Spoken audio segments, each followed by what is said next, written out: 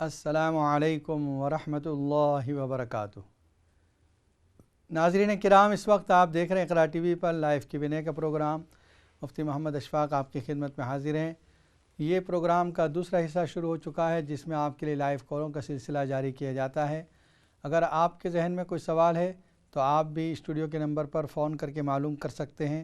انشاءاللہ قرآن و سنت کی روشنی میں آپ کے سوالات کے جوابات دیے جائیں گے۔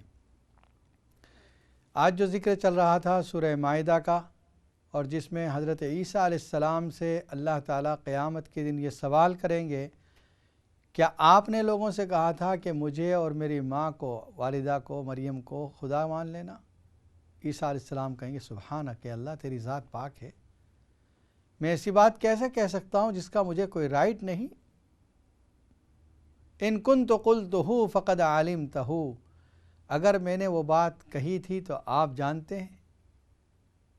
تعلم ما فی نفسی ولا اعلم ما فی نفسک، آپ ہر وہ چیز جانتے ہیں جو میرے دل میں بھی ہے اور میں نہیں جانتا کہ آپ کے دل میں کیا ہے۔ انک انت علام الغیوب، غیب کے جاننے والے سب سے بڑی ذات آپ کی ہے۔ ما قلت لهم الا ما امرتنی بہ، میں نے تو ان سے وہی بات کہی جس کا آپ نے مجھے حکم دیا تھا۔ ان اعبدوا اللہ ربی و ربکم، کہ اللہ کی عبادت کرو جو میرا اور تمہارا رب ہے۔ یعنی عیسیٰ علیہ السلام تمام مخلوق کے سامنے اللہ کے اس سوال کا جواب یہ دیں گے کہ میں نے تو انہیں یہ کہا تھا کہ رب کی عبادت کرو، اللہ کی عبادت کرو جو میرا بھی رب ہے تمہارا بھی رب ہے۔ میں نے ان کو اس طرح کے شرک کی تعلیم نہیں دی۔ فلما توفیتنی کنت انت الرقیب علیہم، جب تک میں ان میں تھا میں دیکھتا رہا، ان کی نگرانی کرتا رہا۔ وکنت علیہم شہیدا ما دمت فیہم، فلما توفیتنی، جب آپ نے مجھے وفات دی، یعنی نازل ہونے کے بعد، دوبارہ میں دنیا میں جانے کے بعد، پھر جب میں آ گیا، وفات ہو گئی میری، آپ ان کے بارے میں جانتے ہیں۔ انت الرقیب علیہم وانت علی کل شیء شہید، آپ ہر چیز پہ گواہ ہیں۔ آگے عیسیٰ علیہ السلام نے ایک جملہ کہا، ان تعذبہم فانہم عبادک، اگر آپ ان کو سزا دیں تو وہ آپ کے بندے ہیں۔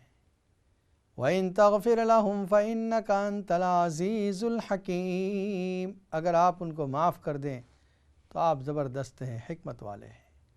یعنی آپ کو پوری اتھارٹی، پورا اختیار حاصل ہے۔ اگر آپ ان کو سزا دیتے ہیں تو وہ آپ کے بندے ہیں، اور آپ نافرمانی پر سزا دینے کا پورا اختیار رکھتے ہیں۔ اور اگر آپ ان کو معاف بھی کر دیں تو آپ زبردست ہیں، حکمت والے ہیں، اپنے حکمت کے ساتھ ان کو معاف کریں گے۔ دیکھیے ابراہیم علیہ السلام کا ذکر جہاں پر قرآن میں سورہ ابراہیم میں، وہاں پر ابراہیم علیہ السلام نے جو کہا ہے فَمَن تَبِعَنِي فَإِنَّهُ مِنِّي، جو میری اتباع کرے گا وہ مجھ میں سے ہوگا۔ وَمَنْ عَصَانِي فَإِنَّكَ غَفُورٌ رَحِيمٌ، جو میری نافرمانی کرے تو آپ مغفرت کرنے والے، رحم کرنے والے۔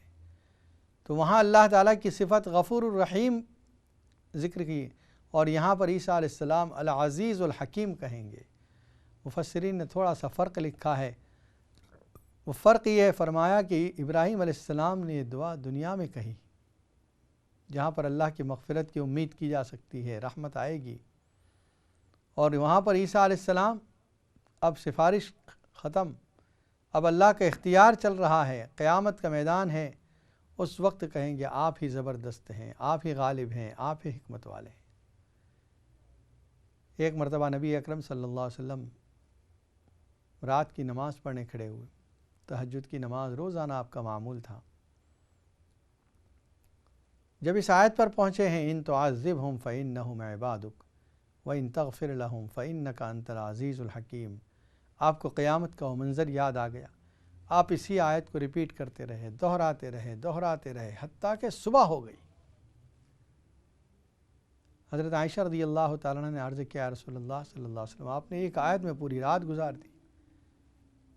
فرمایا مجھے رات میں قیامت کا وہ منظر یاد آیا، میں نے رب سے سفارش کی تو مجھے اللہ تعالیٰ نے سفارش کا اختیار دیا۔ اور ایک روایت میں ہے نبی اکرم صلی اللہ علیہ وسلم دعا کر رہے ہیں ہاتھ اٹھا کر، جب اس آیت پر پہنچے اللہم امتی اللہم امتی، بعد میں فرمایا کہ جبرائیل علیہ السلام آئے اور کہا کہ یا رسول اللہ آپ کو اپنی امت کی فکر کیا ہے؟ آپ نے فرمایا کہ میری امت کی مجھے فکر ہو رہی ہے قیامت کے دن کیا ہوگا۔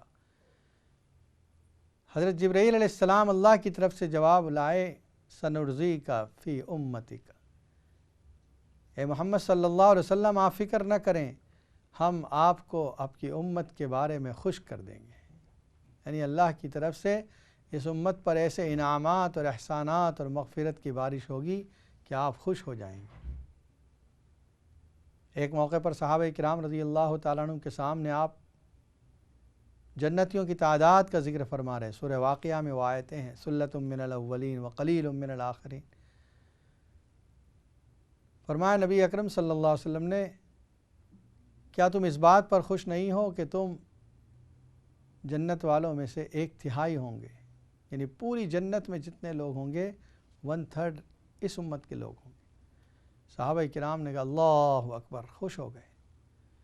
پھر اللہ کی طرف سے اور رحمت نازل ہوئی، فرمایا کیا تم خوش نہیں ہو اس بات سے کہ تم جنت والوں میں سے 50% آدھے جنتی اس امت کے ہوں گے۔ پھر صحابہ کرام نے اللہ اکبر کہا۔ پھر آپ نے فرمایا کیا تم خوش نہیں ہو اس بات سے کہ اللہ تعالیٰ اس امت کی تعداد جنت میں 2/3 کر دیں گے، 66% جنتی اس امت کے ہوں گے۔ سب نے کہا اللہ اکبر۔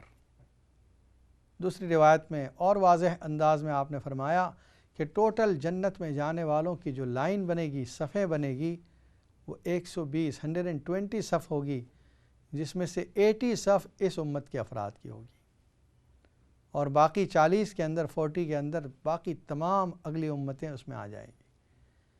وہ 2/3 آف جنتی اس امت کے ہوں گے۔ ناظرین کرام، اس وقت آپ دیکھ رہے ہیں اقرا ٹی وی پر لائیو Q&A کا پروگرام۔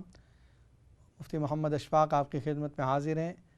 سوال و جواب کا سلسلہ جاری ہے۔ اگر آپ بھی کوئی سوال کرنا چاہیں تو اسٹوڈیو کے نمبر پر فون کر کے معلوم کر سکتے ہیں۔ ایک کالر لائن پر موجود ہیں۔ السلام علیکم ورحمۃ اللہ وبرکاتہ۔ وعلیکم السلام ورحمۃ اللہ وبرکاتہ۔ کیسے مفتی صاحب؟ سب ٹھیک ٹھاک؟ الحمدللہ، آپ کیسے ہیں؟ جی الحمدللہ الحمدللہ۔ ایک میں یہ پوچھنا تھا کہ دعا مانگنے کا کیا طریقہ کار ہے، اور ایک صلاۃ الحاجت پڑھنے کا کیا طریقہ کار ہے، یہ پوچھنا ہے۔ اور ایک میں نے یہ پوچھنا، آپ نے جیسے مجھے بتایا تھا کہ سورہ مومنون کی جو آخری آیت ہے افحسبتم انما، وہ پڑھنے کا، اچھا وہ وضو بے وضو بھی پڑھ سکتے ہیں یا صرف وضو ہو تو جب پڑھ سکتے؟ ویسے تو زبانی یاد ہے۔ اچھا ماشاءاللہ۔ ہاں، تو وہ اس کے لیے مطلب وہ پوچھنا تھا، اور وہ کس ٹائم پڑھنا ہے، یا چلتے پھرتے پڑھنا ہے؟ ٹھیک ہے انشاءاللہ بتاتے ہیں۔ چلے شکریہ۔ السلام علیکم۔ ہمارے بھائی نے سوالات بہت اچھے کیے ہیں۔ پہلا سوال یہ کہ دعا مانگنے کا طریقہ کیا ہو۔ قرآن مجید میں اللہ تعالیٰ نے ارشاد فرمایا وَقَالَ رَبُّكُمُ ادْعُونِي أَسْتَجِبْ لَكُمْ إِنَّ الَّذِينَ يَسْتَكْبِرُونَ عَنْ عِبَادَتِي سَيَدْخُلُونَ جَهَنَّمَ دَاخِرِينَ۔ تمہارے رب نے کہا کہ تم مجھ سے مانگو، اور جو لوگ میری عبادت سے تکبر کرتے ہیں وہ جہنم میں داخل ہوں گے۔ مفسرین نے فرمایا ہے کہ اس آیت کے اندر دعا کو عبادت کہا گیا ہے، تو دعا مانگنا ایک عبادت ہے۔ اور ایک حدیث میں فرمایا الدعاء مخ العبادت، دعا عبادت کا مغز ہے، اس لیے ہر عبادت کے بعد دعا۔ ادب کیا ہے دعا کا؟ حدیث میں فرمایا ادعوا ربکم وانتم موقنون بالاجابت، دعا مانگو اس یقین کے ساتھ کہ دعا قبول ہوگی۔ رب سے جب مانگے تو ہمیں پورا یقین ہو کہ اللہ ہماری دعا قبول کرے گا۔ دعا مانگنے کی کچھ اوقات بھی خاص ہوتے ہیں، یعنی ان کی فضیلت زیادہ ہے، رحمت اس میں متوجہ ہوتی ہے۔ جیسے شب جمعہ ہے، آج کی رات جو آ رہی ہے شب جمعہ، رات کا وقت، آدھی رات کے بعد جس وقت لوگ سو رہے ہوں، آپ 2 رکعت نماز پڑھ کر اللہ سے مانگیں، یہ قبولیت سے بہت قریب ہے۔ رمضان میں افطار کے وقت کی دعا قبولیت سے بہت قریب ہے۔ جمعے کے دن ایک گھڑی ایسی آتی ہے جس میں بندہ دعا کرتا ہے، وہ قبول ہوتی ہے۔ وہ گھڑی کون سی ہے، اس بارے میں بہت سے اقوال ہیں۔ زیادہ قول مغرب سے پہلے کا وقت ہے تو عصر سے مغرب کے درمیان کچھ وقت دعا کے لیے فارغ کر لیں۔ دعا کے آداب میں یہ ہے کہ شروع میں اللہ کی حمد تعریف بیان کی جائے، چاہے تھوڑی سی ہو، سورہ فاتحہ ہی پڑھ لیں، الحمدللہ رب العالمین الرحمن الرحیم۔ اس کے بعد نبی اکرم صلی اللہ علیہ وسلم پر درود پیش کیا جائے۔ اس کے بعد قرآنی آیات سے دعا ہے، ربنا آتنا فی الدنیا حسنہ، یہ دعائیں مانگی جائیں۔ اس کے بعد نبی اکرم صلی اللہ علیہ وسلم کی جو دعائیں ہیں وہ دعائیں مانگی جائیں، اللہم انی اسألک علما نافعا وعملا صالحا۔ اس کے بعد اپنی دعائیں مانگیں، اپنی زبان میں بھی دعائیں مانگیں اور جتنی مانگنا چاہیں مانگیں۔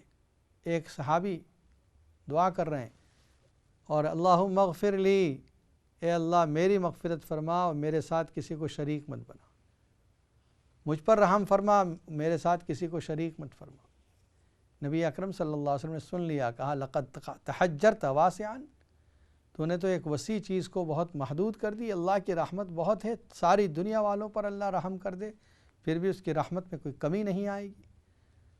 تو جب مانگے تو سب کے لیے مانگے، اللہم اغفر لامت محمد صلی اللہ علیہ وسلم، اللہم ارحم علی امت محمد صلی اللہ علیہ وسلم، اللہ تمام لوگوں کی مغفرت کر دے، تمام لوگوں پر رحم فرما، جتنے بیمار ہیں سب کو شفا عطا فرما، جتنے پریشان ہیں سب کی پریشانیوں کو دور فرما۔ اگر کوئی خاص پرٹیکولر آدمی کے لیے مانگنا ہے اس کے لیے بھی مانگے، بلکہ حدیث میں آتا ہے کہ جب بندہ دوسرے اپنے بھائی کے لیے دعا کرتا ہے، فرشتے اس کی دعا پر آمین کہتے ہیں اور کہتے ہیں وَلَكَ مِثْلُهُ، تجھے بھی ایسا ہی ملے۔ اس نے دعا کی اللہ فلاں کی پریشانی دور فرما، اللہ فرشتے کہتے ہیں آمین وَلَكَ مِثْلُهُ، تیری بھی پریشانی دور ہو جائے۔ تو جب بھی مانگے دوسروں کو شریک کر کے مانگے۔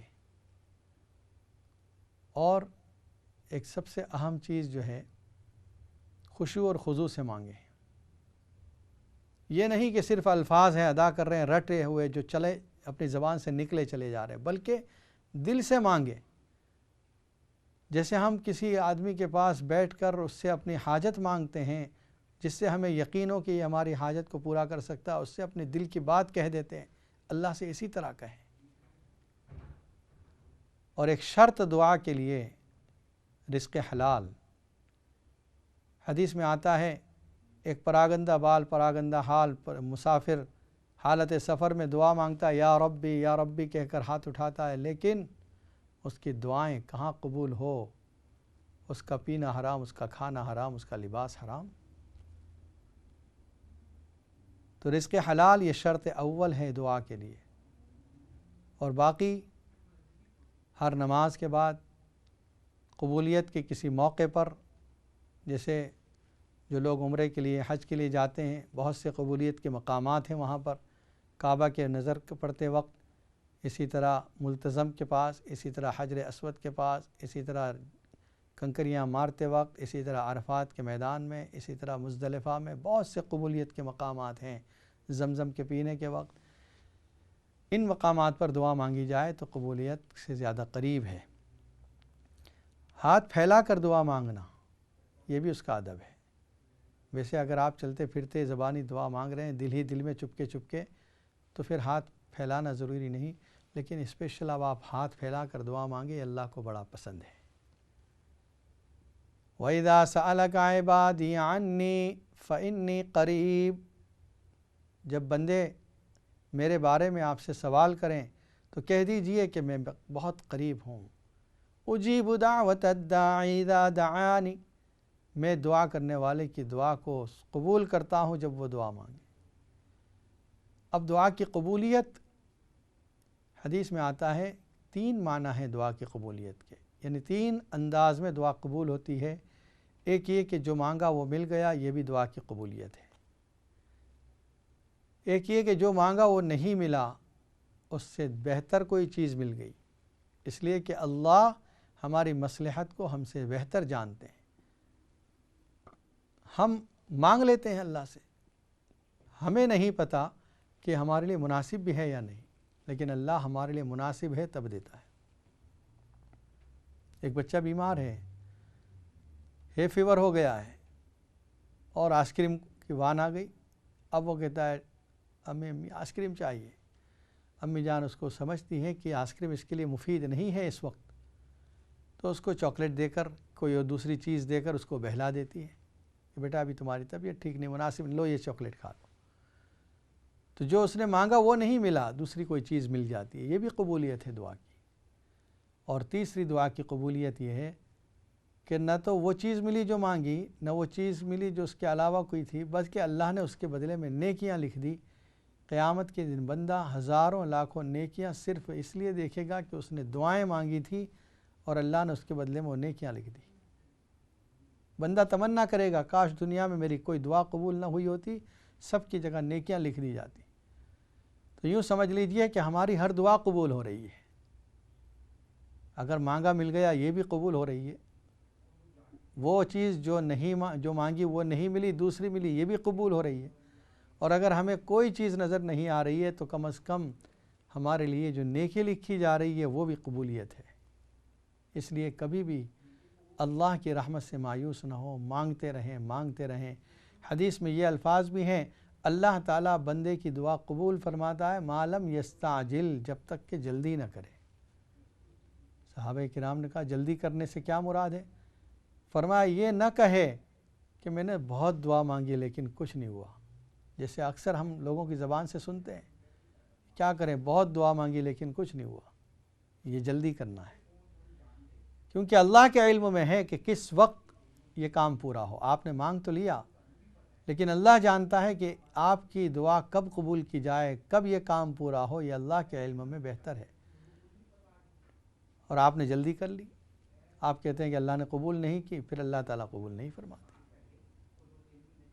دوسرا جو آپ کا سوال تھا صلاۃ الحاجت کا طریقہ کیا ہو؟ صلاۃ الحاجت کے معنی ہے حاجت کی دعا، یعنی نماز۔ جب کوئی شخص کسی حاجت، کوئی ضرورت کے وقت اپنی نماز پڑھ کر دعا مانگنا چاہے اس کو صلاۃ الحاجت کہتے ہیں۔ ایک کالر لائن پر موجود ہے۔ السلام علیکم ورحمۃ اللہ وبرکاتہ۔ جی آپ لائن پر موجود ہے۔ السلام علیکم۔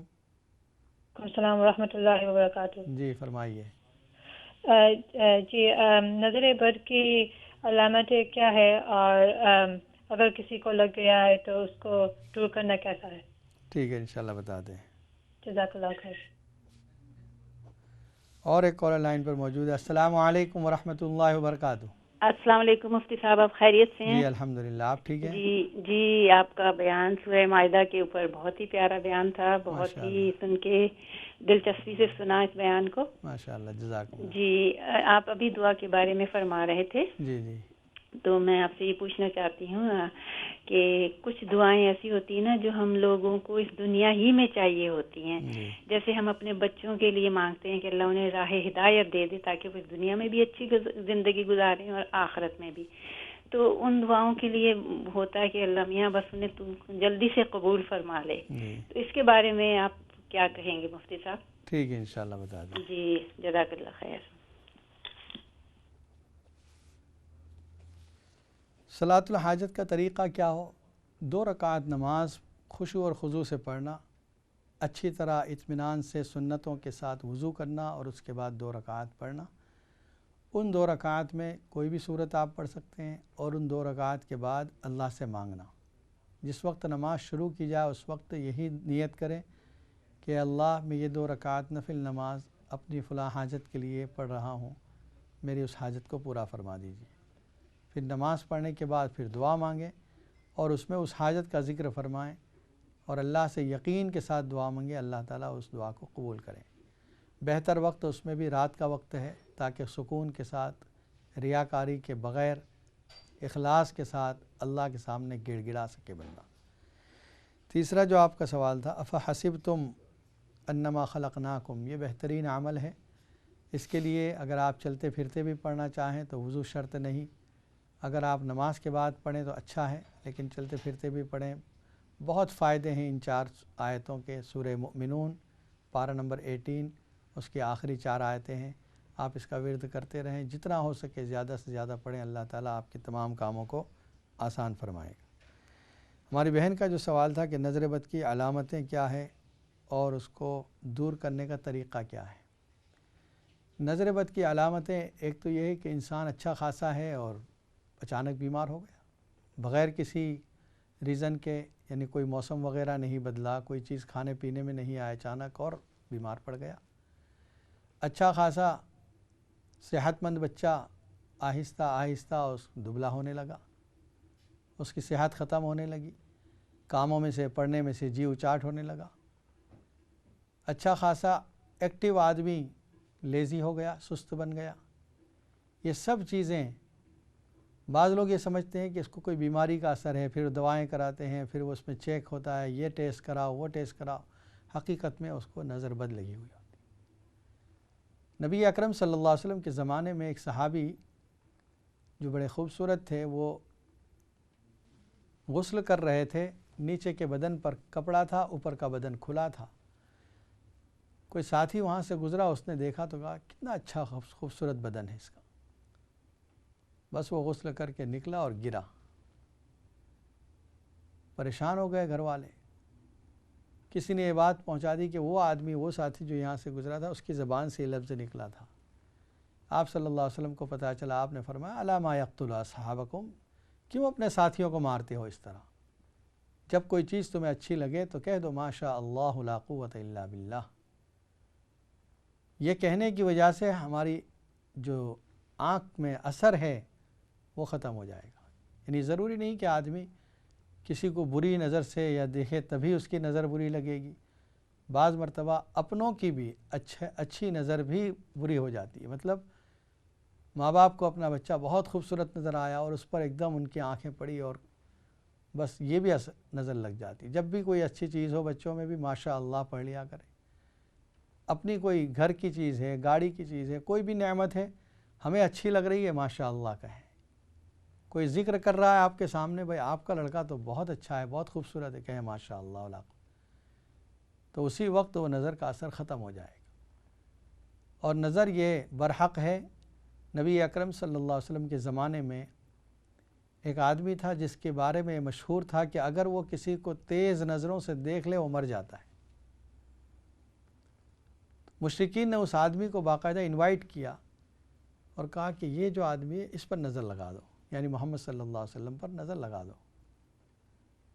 وہ آیا، قرآن مجید میں اس کا ذکر آیا وَإِن يَكَادُ الَّذِينَ كَفَرُوا لَيُزْلِقُونَكَ بِأَبْصَارِهِمْ لَمَّا سَمِعُوا الذِّكْرَ، قریب ہے کہ وہ آپ کو تیز نظریں ڈالے اپنی نگاہوں سے جب وہ قرآن سنتے ہیں، حالانکہ یہ قرآن تو اللہ کا ذکر ہے۔ وَمَا هُوَ إِلَّا ذِكْرٌ لِّلْعَالَمِينَ، سورہ قلم کی یہ دو آیتیں، جس پر نظر لگ گئی ہو اس پر پڑھ کر پھونک دی جائے تو نظر کا اثر ختم ہو جاتا ہے، یا جس پر نظر نہ بھی لگی ہو یہ پڑھ کر پھونک دے تو اس کی حفاظت ہوتی ہے۔ اور بچوں پر قل اعوذ برب الفلق، قل اعوذ برب الناس اور آیت الکرسی یہ روزانہ پڑھ کر پھونک ماریں تو انشاءاللہ اس سے بھی حفاظت ہوتی ہے۔ جو بچے پڑھنے کے قابل ہو جائیں ان کو یہ صورتیں اور یہ آیت الکرسی یاد کرا دیں تاکہ وہ روزانہ پڑھتے رہیں۔ اللہ تعالی ہم سب کی نظر بد سے حفاظت فرمائے۔ دوسرا آپ کا جو سوال تھا کہ ہم دعائیں مانگتے ہیں اور ان دعاؤں کی قبولیت،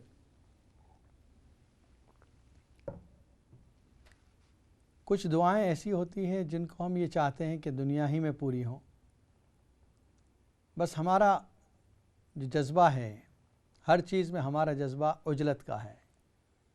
قرآن مجید میں اللہ فرماتے ہیں وَكَانَ الْإِنسَانُ عَجُولًا، انسان کی فطرت ہی ہے جلد باز۔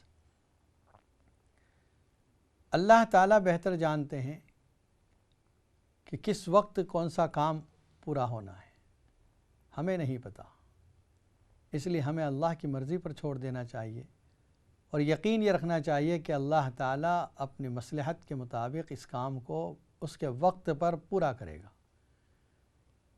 چاہے ہمارا اپنا اندازہ یہ ہو کہ ہم زندگی میں یہ دیکھ لیں، ہم اپنے بچوں کی یہ خوشی دیکھ لیں، ہم اپنے بچوں کی یہ خوشی دیکھ لیں، لیکن اس کے لیے دعا کر سکتے ہیں، باقی کام اللہ کی طرف ہے۔